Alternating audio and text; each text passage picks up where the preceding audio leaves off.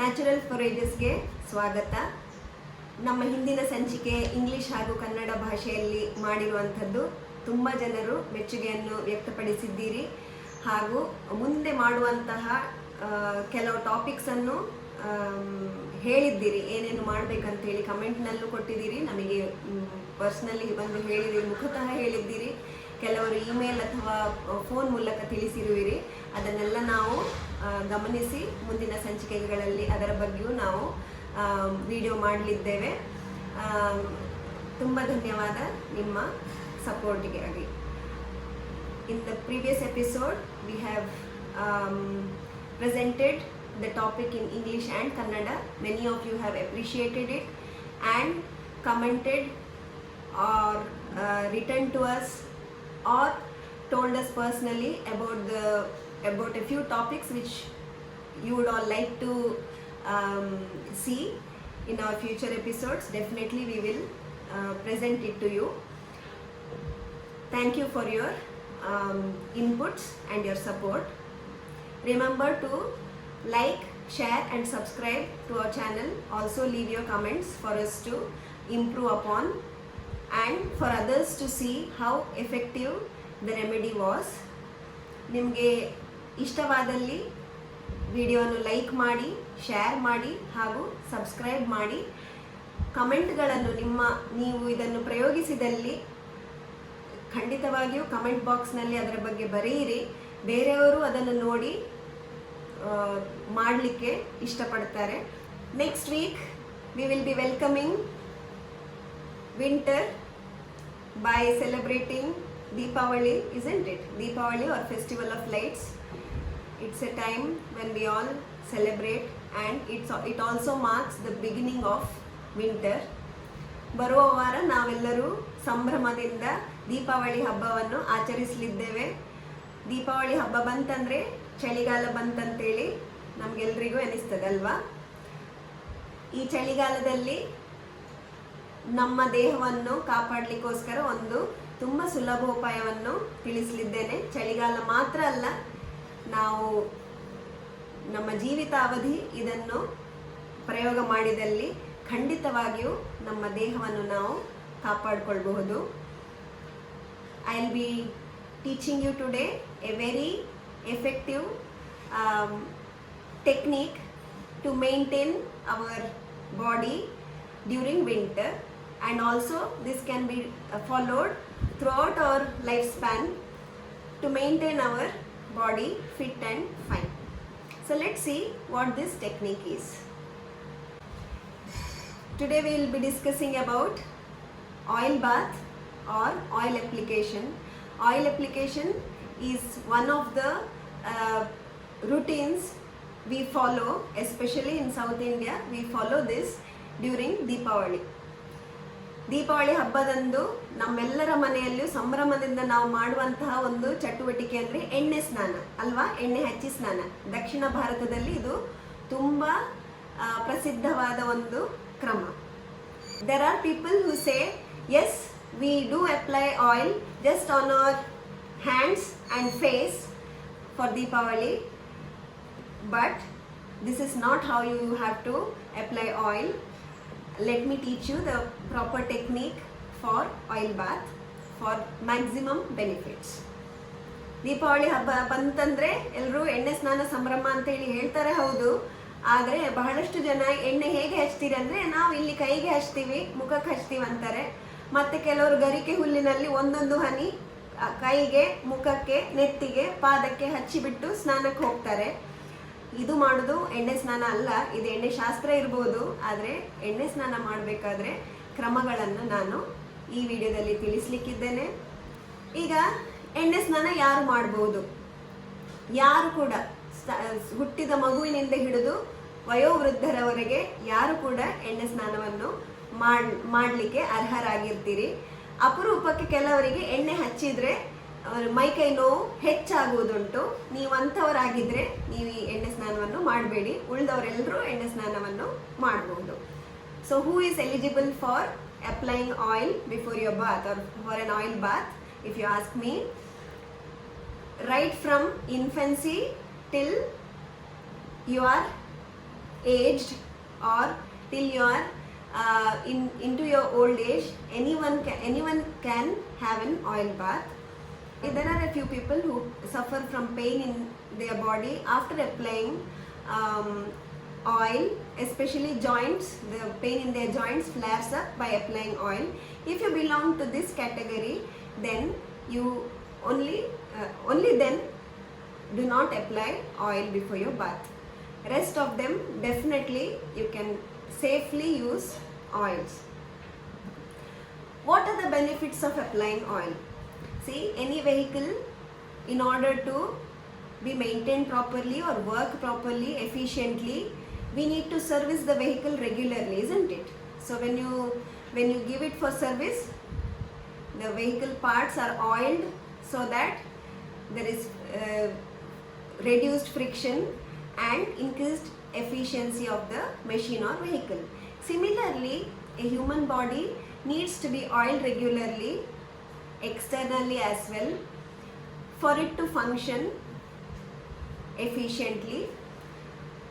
Consider doing yourself a favor by applying oil and servicing your body.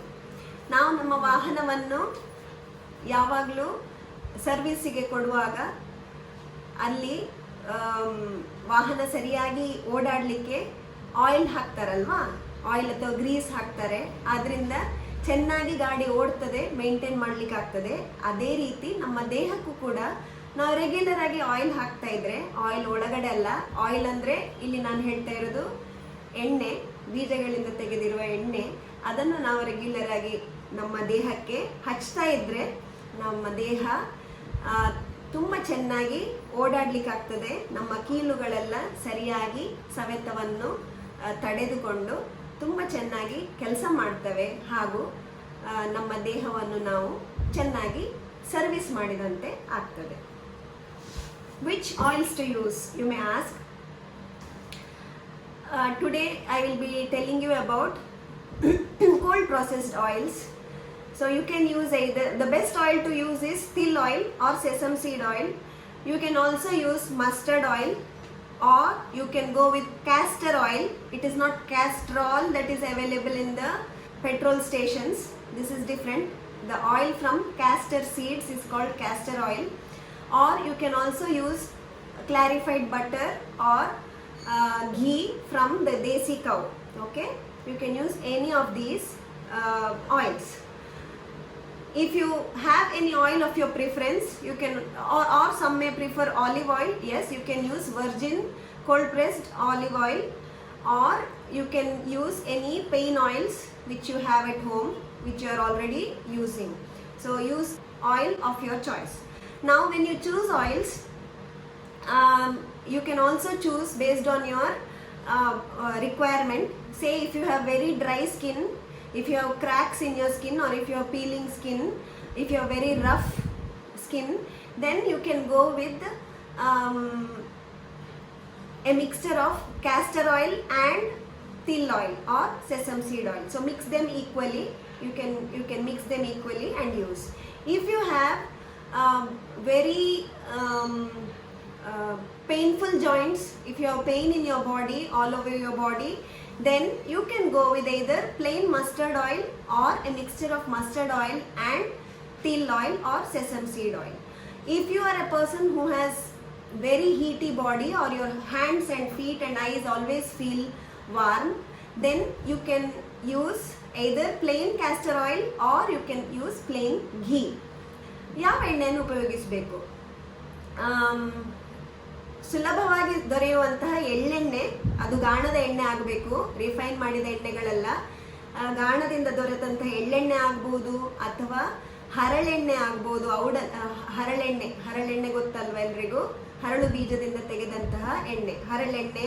ಇಲ್ಲದಿದ್ರೆ ಸಾಸಿವೆ ಎಣ್ಣೆ, ಸಾಸಿವೆಯಿಂದ ತೆಗೆದಂತಹ ಎಣ್ಣೆ, ಅಥವಾ ತುಪ್ಪ, ಅಥವಾ ನಿಮ್ಮ ಮನೆಯಲ್ಲಿ ಯಾವುದೇ ನೋವಿನ ಎಣ್ಣೆ ಇದ್ರೆ, ನೀವು ಈಗಾಗಲೇ ಬಳಸ್ತಾ ಇರುವ ಯಾವ್ದಾದ್ರು ಎಣ್ಣೆ ಇದ್ರೆ ಅದನ್ನು ಉಪಯೋಗಿಸ್ಕೊಳ್ಬೋದು. ಈ ಎಣ್ಣೆಗಳನ್ನು ಯಾರ್ಯಾರು ಯಾವ ಎಣ್ಣೆಯನ್ನು ತೆಕ್ಕೊಳ್ಬೋದು ಅಂತ ಹೇಳಿನೂ ತಿಳಿಸ್ತೇನೆ. ಆಲಿವ್ ಎಣ್ಣೆ ಉಪಯೋಗಿಸ್ಬೋದಾ ಕೇಳ್ತಾರೆ. ಖಂಡಿತವಾಗಿ ಉಪಯೋಗಿಸ್ಬೋದು. ಆಲಿವ್ ಆಯಿಲ್ ಅಲ್ಲಿ ಎಕ್ಸ್ಟ್ರಾ ವರ್ಜಿನ್ ಆಲಿವ್ ಆಯಿಲ್ ಅಂತ ಬರ್ತದೆ, ಅದನ್ನು ಉಪಯೋಗಿಸಿ ಕೋಲ್ಡ್ ಪ್ರೆಸ್ಡ್ ಆಯಿಲ್, ಪೊಮೇಸ್ ಬೇಡ, ಎಕ್ಸ್ಟ್ರಾ ವರ್ಜಿನ್ ಆಲಿವ್ ಆಯಿಲ್ ಉಪಯೋಗಿಸ್ಬೋದು.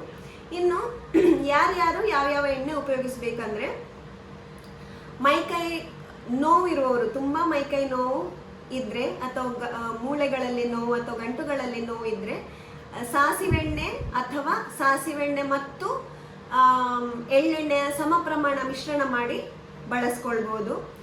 ಕೆಲವರಿಗೆ ಮೈಕೈ ಎಲ್ಲ ಉರಿ ಇರ್ತದೆ, ಕಣ್ಣು ಉರಿ, ಪಾದದಲ್ಲಿ ಉರಿ ಬರುವಂಥದ್ದು, ಮೈಯೆಲ್ಲ ಬೆಂಕಿ ಬಂದಾಗ ಆಗ್ತಾ ಇದ್ರೆ ಅಂಥವರು ತುಪ್ಪದಲ್ಲಿ ದೇಸಿ ದನದ ತುಪ್ಪವನ್ನು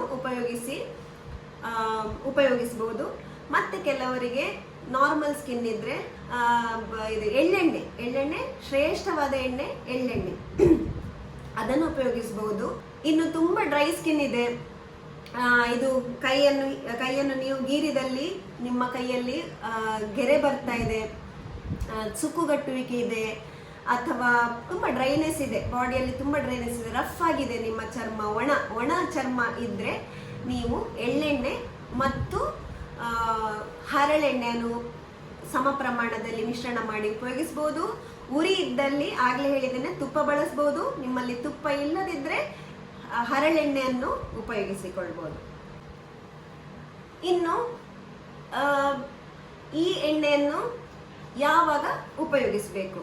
ಈ ಎಣ್ಣೆಯನ್ನು ಮೈಗೆ ಹಚ್ಕೊಳ್ಳಿಕ್ಕೆ ನಿಮ್ಮ ಸ್ನಾನಕ್ಕಿಂತ ಅರ್ಧ ಗಂಟೆ ಮುಂಚೆ ಹಚ್ಚಿರಬೇಕು. ಅರ್ಧ ಗಂಟೆ ಆದ್ರೂ ಅದು ನಿಮ್ಮ ಮೈಯಲ್ಲಿ ಆ ಎಣ್ಣೆ ಇರಬೇಕು. ಮತ್ತು ಪೂರ್ತಿ ಶರೀರ, ತಲೆಯಿಂದ ಹಿಡಿದು ಪಾದದ ತನಕ ಎಣ್ಣೆಯನ್ನು ಹಚ್ಕೊಳ್ಬಹುದು. ಉಗುರು ಬಿಸಿ ಅಥವಾ ಬಿಸಿ ನೀರಿನಲ್ಲಿ ಸ್ನಾನ ಮಾಡುದು ಅರ್ಧ ಗಂಟೆ ಕಳೆದು. ಸ್ನಾನವನ್ನು ಯಾವಾಗ ಮಾಡಬೇಕು? ಊಟ ತಿಂಡಿ ತಿನ್ನುವ ಮುಂಚೆ ಮಾಡಬೇಕು. ಮುಖ್ಯವಾಗಿ ನೀವು ಎಣ್ಣೆ ಸ್ನಾನ ಮಾಡುವ ಮುಂಚೆ ತಿಂದಿರಬಾರ್ದು. ಎಣ್ಣೆ ಸ್ನಾನ ಆದ ನಂತರ ನೀವು ಊಟ ಅಥವಾ ತಿಂಡಿಯನ್ನು ಮಾಡಬಹುದು. Take the oil of your preference, apply it all over your body from head to toe, leave it for half an hour and then wash off with warm to hot water. You need to apply oil before you have your food. Soon after you have your meals, do not apply oil for your bath. ಈಗ ನಾವು ನೋಡೋಣ ಎಣ್ಣೆಯನ್ನು ನಾವು ಹೇಗೆ ತಯಾರಿ ಮಾಡ್ಕೊಳ್ಬೇಕು ಅಂತ ಹೇಳಿ, ಹಚ್ಚಲಿಕ್ಕೆ ತಯಾರಿ ಮಾಡ್ಕೊಳ್ಳೋ ವಿಧಾನವನ್ನು ನೋಡುವ. Let us now see how to prepare the oil to use for your bath. Here I have taken a little hot water in a bowl and in a smaller container till oil or sesame seed oil. ಇಲ್ಲಿ ನೋಡಿ, ನಾವೀಗ ಎಣ್ಣೆಯನ್ನು ಉಪಯೋಗ ಮಾಡಲಿಕ್ಕೆ ಎಣ್ಣೆ ಸ್ನಾನಕ್ಕೆ ತಯಾರಿ ಮಾಡುವ ವಿಧಾನವನ್ನು ತೋರಿಸ್ತಾ ಇದ್ದೇನೆ. ಒಂದು ಸಣ್ಣ ಬೌಲಲ್ಲಿ ಬಿಸಿ ನೀರನ್ನು ತಗೊಂಡಿದ್ದೇನೆ. ಅದಕ್ಕಿಂತ ಸಣ್ಣ ಬೌಲಲ್ಲಿ ಎಣ್ಣೆಯನ್ನು ತಗೊಂಡು, ನನಗೆ ಎಷ್ಟು ಬೇಕೋ ಅಷ್ಟು ಎಣ್ಣೆಯನ್ನು ತಗೊಂಡು ಬಿಸಿ ನೀರಲ್ಲಿ ಇಡ್ತಾ ಇದ್ದೇನೆ.